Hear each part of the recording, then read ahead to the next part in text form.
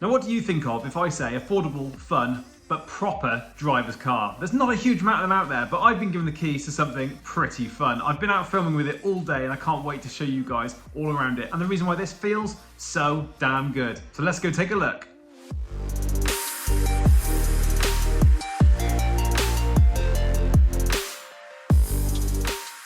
I'm sure you're wondering why it is on a lovely rainy day like today I'm stood right next to a Vauxhall Insignia when I've just been talking about really nice driving machines. There's a lot to complain about. Like this yacht-like back end. This humongous, ugly steering wheel. The engine's the wrong way around. It means it drives the wrong wheels.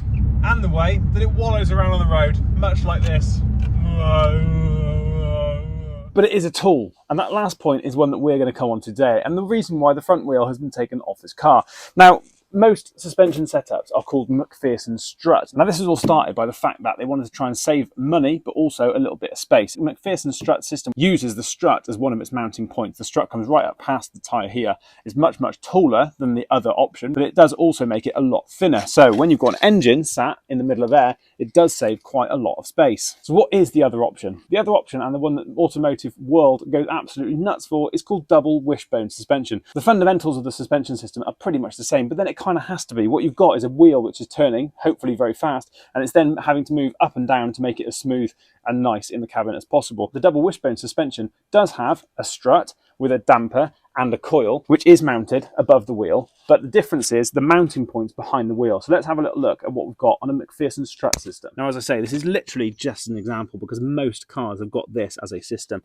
You've got a wishbone down the bottom here, mounted at two ends there and one end at the wheel. You've then got above the wheel a mounting bracket which then attaches onto the bottom of the strut. McPherson was the fellow that came up with this. This is called a strut. McPherson strut. So what's the point? Well, it's all about pivot points and the way that the wheel moves around and within the car, and also how much grip the tyre maintains on the road when you're going around corners very, very fast. Now, this is the reason why all high-performance cars, supercars, all those bits and pieces end up having wishbone suspension rather than McPherson strut. Now, it's come a long way. Sorry. Howdy. Quick. Yeah. You haven't got to the bit with the supercars yet, have you? Yeah, I've just got to the supercar bit, yeah. Thing is, Porsche 911, BMW M3. What? Even the GR86. Oh. Yeah, all McPherson strut, mate. Yeah, we're going to have to cut it. I see. So with that being said, it's not all supercars and all high-performance cars. There are things that you can do to McPherson strut suspension systems to make them more rigid, to make them way better for performance cars. But if you go down the track car route, the kit car route, a lot of supercars, if not most supercars, then it will be a double wishbone system. Now, I've been over and borrowed a car off Mum and Dad Dizzy Cap. Let's go and have a little look at their Mark 2.5 MX5.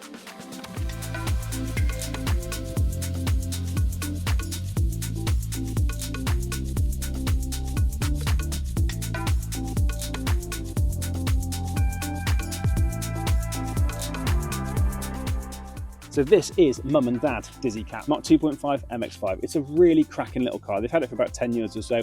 It's just a little bit of a garage queen that they just sort of get out and about over the summer months, and we go and grab it every now and again because it is a bit of fun to drive. And why is it a bit of fun to drive? Well, I've alluded to it already. There's a lot of different reasons why the MX5 is one of the most iconic, affordable, fun little cars for people to go out and buy, and why it's got such a cracking following. Many reasons which we'll talk about a little bit later on in the video, but what I'm focusing on at the start of this video is this suspension system. This one is a double wishbone suspension system, which means that it's got a wishbone at the top and a wishbone at the bottom, making it a double wishbone. Now, if I can explain very simply, imagine that this is the bottom wishbone of a McPherson strut system. The wheel is over here turning like so.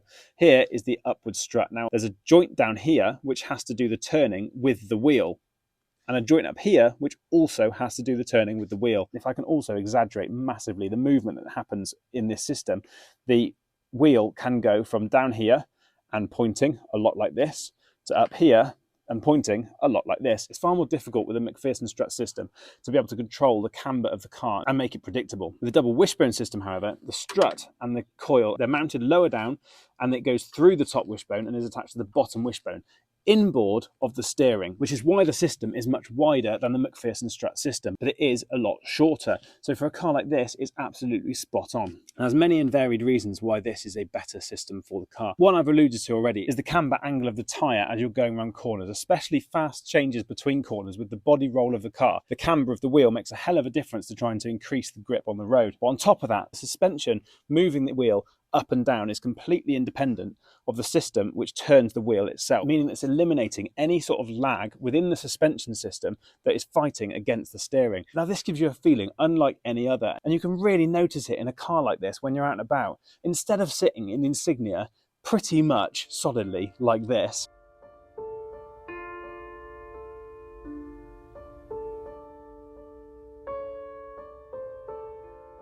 you can be sitting in an MX5 looking much more like this.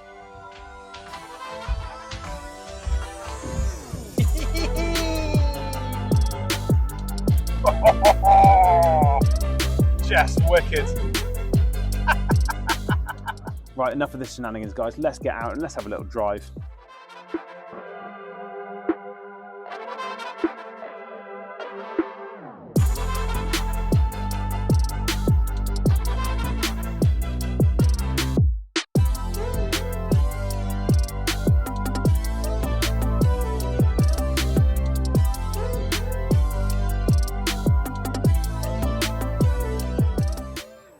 So what can we say about the plucky little Mazda MX5, or Miata as it's called in other countries?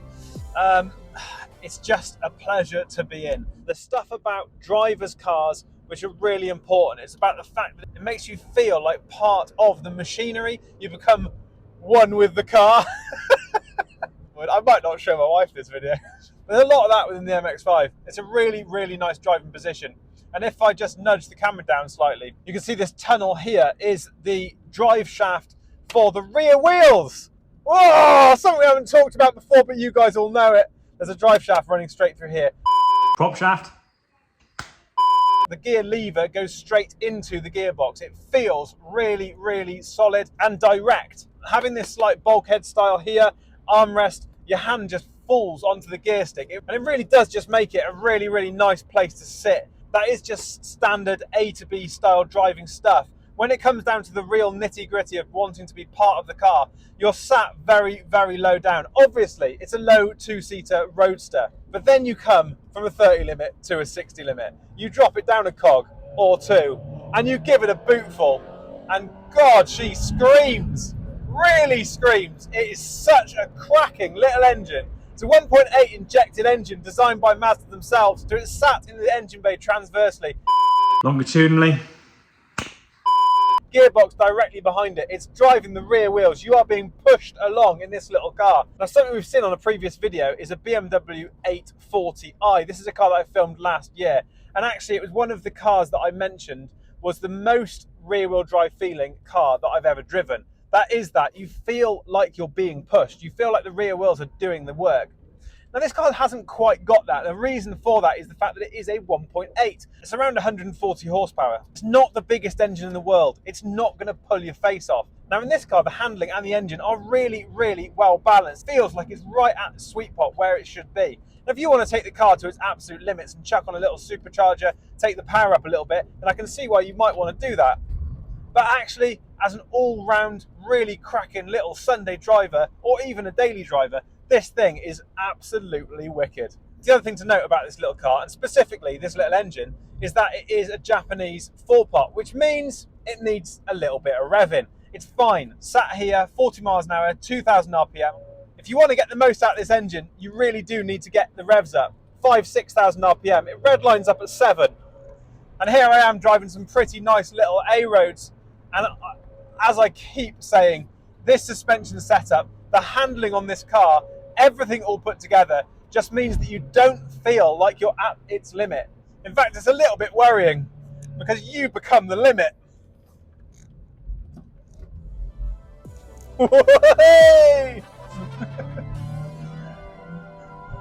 It's such a capable little car, this.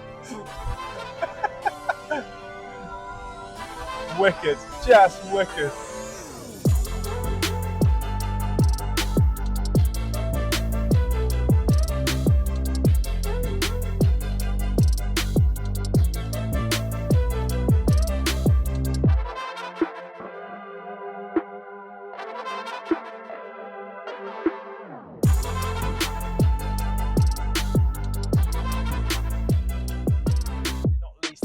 back to this sort of double wishbone suspension setup sort of idea of this car, is that even though it's in the early 2000s and there's a lot of tech out there to help, very little in the way of driver aids. If you look at something crazy like the Nissan GTR, it's got so much stuff there to help you. You can get a monkey around Castle Combe with a pretty fancy time. But this car has got this element to it, which is just raw. It feels like it harps back to the good old days of driving, when it was you and a machine, when it was mechanics and biology. And that's it. When it comes to driver aids, when you can get out and about and you can just have a really nice set up little front engine rear wheel drive car with double wishbones all round, 50-50 weight distribution, there's not a huge amount out there that can beat it. Absolutely not.